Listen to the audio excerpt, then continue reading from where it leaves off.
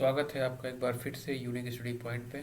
मेरा नाम है शुभम शुक्ला और आज से हम एक नई लेक्चर सीरीज स्टार्ट करने जा रहे हैं। बेसिकली ये लेक्चर सीरीज डेडिकेटेड है एक पर्टिकुलर सब्जेक्ट पे, ठीक है, जिसका नाम है बेसिक इलेक्ट्रिकल इंजीनियरिंग।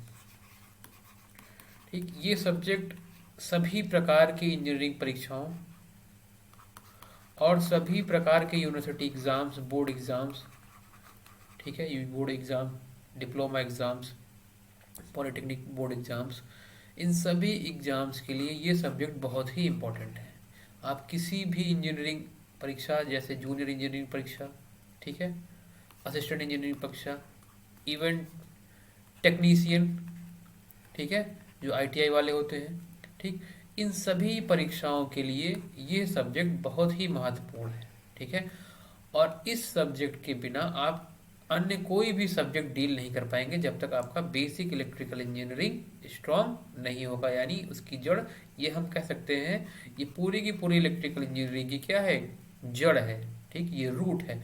अगर आप किसी भी अ, अगर हम किसी इमारत की बात करें तो अगर उसका फाउंडेशन वीक है तो वो इमारत पूरी लंबी टिक नहीं पाएगी, वो कभी न कभी गिर जाएगी। तो इसी प्रकार से जो इलेक्ट्रिकल इंजीनियरिंग है वो चाहे आईटीआई के लेवल पर हो, ठीक है, चाहे पॉलिटेक्निक के लेवल पर हो, ठीक है, चाहे बीटेक के लेवल पर हो, ठीक, इन सभी लेवल्स पर, ठीक, इन सभी लेवल्स पर बेसिक इलेक्ट्रिकल इंजीनियरिंग एक बहुत ही महत्वपूर्ण सब्जेक्ट है। जे एग्जाम्स में, ए एग्जाम्स में, तमाम एग्जाम्स में बेसिक इलेक्ट्रिकल इंजीनियरिंग के काफ़ी प्रश्न पूछे जाते हैं, ठीक, और बच्चे उन एग्जाम्स में ये प्रश्न नहीं कर पाते क्योंकि उनके फंडामेंटल्स कमज़ोर होते हैं, और इसी फंडामेंटल कमज़ोर होने की वजह से ही वो अपने आगे वाले जो विषय हैं, जो आने वाले सेमेस्टर्स में पढ़ते हैं या आने वाले ईयर्स में पढ़ते हैं, वो उनमें भी कॉन्सेप्ट से डील नहीं कर पाते हैं क्योंकि उनके बेसिक कॉन्सेप्ट्स क्लियर नहीं होते हैं। तो इन्हीं सब बातों को ध्यान रखते हुए सभी पॉलिटेक्निक, डिप्लोमा कोर्सेज को ध्यान रखते हुए, बीटेक कोर्सेज को ध्यान रखते हुए, आईटीआई का सिलेबस को ध्यान रखते हुए हमने ये लेक्चर सीरीज स्टार्ट करने की कोशिश करी है, जिसमें हम बेसिक इलेक्ट्रिकल इंजीनियरिंग को स्टार्ट करेंगे और उसको ख़त्म करेंगे। तो उसी लेक्चर सीरीज में ये हम कह सकते हैं कि ये लेक्चर नंबर 0 है, ठीक है, जिसमें हम आज केवल अपने कोर्स कंटेंट के बारे में बात करेंगे कि इस लेक्चर सीरीज में हम किस प्रकार से अपनी इस लेक्चर सीरीज को आगे बढ़ाएंगे और आपको इन लेक्चर सीरीज में यानी आगामी आने वाले लेक्चर्स में क्या क्या देखने को मिलेगा, क्या क्या पढ़ने को मिलेगा। तो बेसिकली ये सभी प्रकार के यूनिवर्सिटी एग्जाम्स में, ठीक है, यूनिवर्सिटी एग्जाम्स में, ठीक, सभी प्रकार के बोर्ड एग्जाम्स में, बोर्ड यानी जैसे आपका अगर डिप्लोमा है, ठीक, पॉलिटेक्निक कुछ भी, उनके लिए, ठीक, आईटीआई वालों के लिए भी जो टीजी2 परीक्षा या टेक्नीशियन की परीक्षा देने जा रहे हैं या देंगे, ठीक है, उनके लिए भी, और अगर 12th का भी बच्चा है इवन उसके लिए भी ये हमारी जो लेक्चर सीरीज है वो महत्वपूर्ण साबित होगी, ठीक है। तो इस सीरीज में हम पूरी तरह से बेसिक से स्टार्ट करके एडवांस लेवल तक जाएंगे, ठीक। तो हम लोग देखेंगे अपना कोर्स कंटेंट क्या होगा। तो कोर्स कंटेंट में हम लोग सबसे पहले बेसिक्स से स्टार्ट करेंगे। बेसिक्स बेसिक्स बेसिक क्या है इलेक्ट्रिकल इंजीनियरिंग का? इलेक्ट्रिकल इंजीनियरिंग का बेसिक है चार्ज, ठीक है, क्या है, चार्ज। तो हम लोग चार्ज से स्टार्ट करेंगे। इवन चार्ज से भी पहले हम एटॉमिक मॉडल को समझेंगे, ठीक है, हम लोग एटॉमिक मॉडल को समझेंगे, क्या एटॉमिक मॉडल है, ठीक, एटॉमिक मॉडल को समझेंगे, ठीक, और फिर वहाँ से हम चार्ज की बात करेंगे। चार्ज की बात करने के बाद चार्ज से हम देखेंगे कि चार्ज से करंट कैसे डेवलप हुआ। करंट के बाद हम लोग देखेंगे कि पोटेंशियल क्या है, वोल्टेज क्या है, यानी वोल्टेज क्या है, पोटेंशियल क्या है, ठीक है, पोटेंशियल डिफरेंस क्या है, इन सब में अंतर हम देखेंगे। पोटेंशियल डिफरेंस क्या होता है, ठीक है, हम लोग देखेंगे कि पावर क्या है, ठीक, यानी ऊर्जा क्या है, ठीक है, शक्ति, सॉरी इसको शक्ति कहते हैं हिंदी में, शक्ति क्या है, ठीक है। हम लोग देखेंगे एनर्जी क्या है, ठीक, यानी ऊर्जा के बारे में देखेंगे, ठीक, ऊर्जा क्या होती है। उसके बाद हम लोग और आगे बढ़ेंगे। आगे बढ़ने के बाद हम लोग रेजिस्टेंस देखेंगे क्या होता है, ठीक, रेजिस्टेंस की प्रॉपर्टीज देखेंगे कि टेम्परेचर के साथ कैसे वेरी करता है। ठीक है। R equal to rho L by A, formula आपने काफ़ी पढ़ा होगा।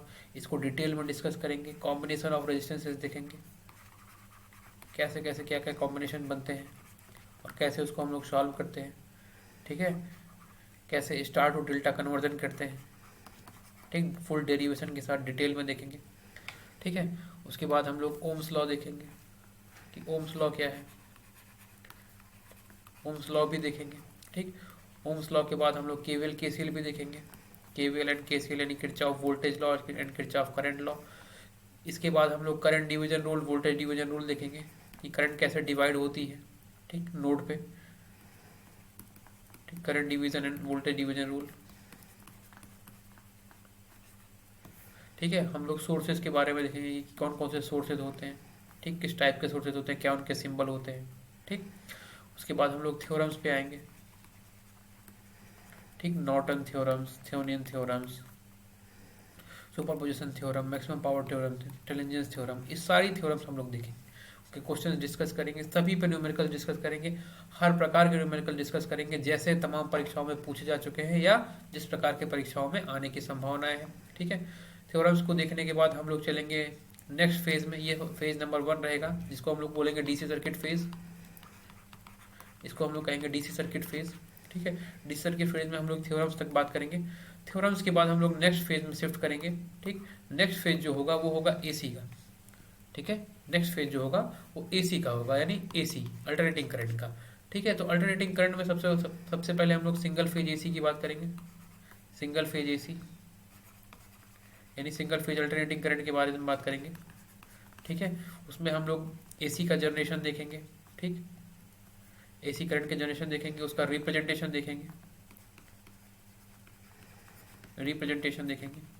फिर हम लोग उसकी एनालिसिस देखेंगे कि डिफरेंट डिफरेंट कंपोनेंट्स पे, जैसे आर कॉमा एल कॉमा सी यानी रेजिस्टेंस, इंडक्टर और कैपेसिटेंस, ठीक। इन सभी पे हम लोग उसकी एनालिसिस करेंगे कि ऐसी एसी करंट और वोल्टेज कैसे वेरी करता है इनके साथ, ठीक है। इन जो हमारी आर एल सी जो ये हमारे कंपोनेंट्स हैं इनके हम कॉम्बिनेशन देखेंगे, जैसे R L circuits, R C circuits, R L C circuits, ठीक है, L C circuits, only R circuits.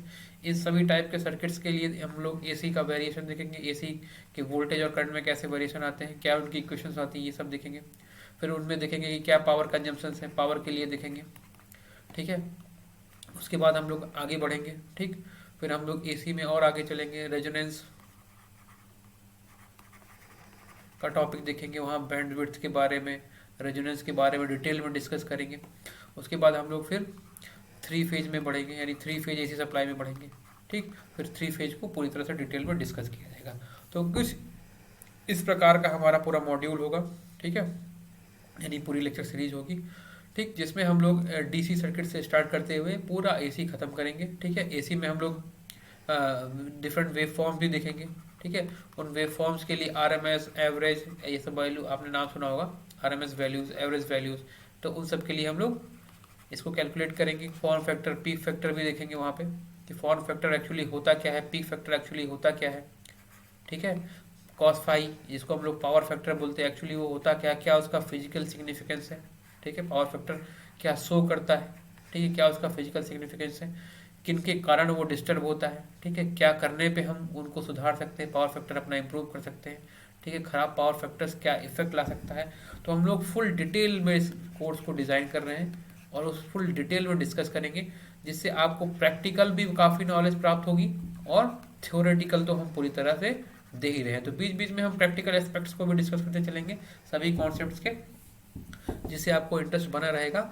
तो हम सभी प्रकार के साधन इसमें प्रयोग करेंगे जिससे कि ये आपके लिए पूर्णतः उपयोगी हो हर क्षेत्र में, चाहे आप किसी कंपटीशन एग्जाम को देने जा रहे हो, ठीक है, या आप किसी बोर्ड परीक्षा को देने जा रहे हैं, ठीक है, या किसी यूनिवर्सिटी परीक्षा को देने जा रहे हैं, ठीक है। आप किसी भी परीक्षा को देने जा रहे हैं, चाहे आप डिप्लोमा हो, आईटीआई हो, ठीक है, आप किसी भी बोर्ड परीक्षा को देने जा रहे हो या किसी भी कंपटीशन जेई या एई किसी भी कंपटीशन को देने जा रहे हो या किसी भी यूनिवर्सिटी एग्जाम, जैसे अगर आप फर्स्ट ईयर के स्टूडेंट हैं तो आप फर्स्ट ईयर में बेसिक इलेक्ट्रिकल पढ़ते हैं बीटेक में, तो आप अगर वो देने जा रहे हैं तो वो भी, ये भी आपके लेक्चर सीरीज आपके लिए उतनी ही महत्वपूर्ण है, ठीक है।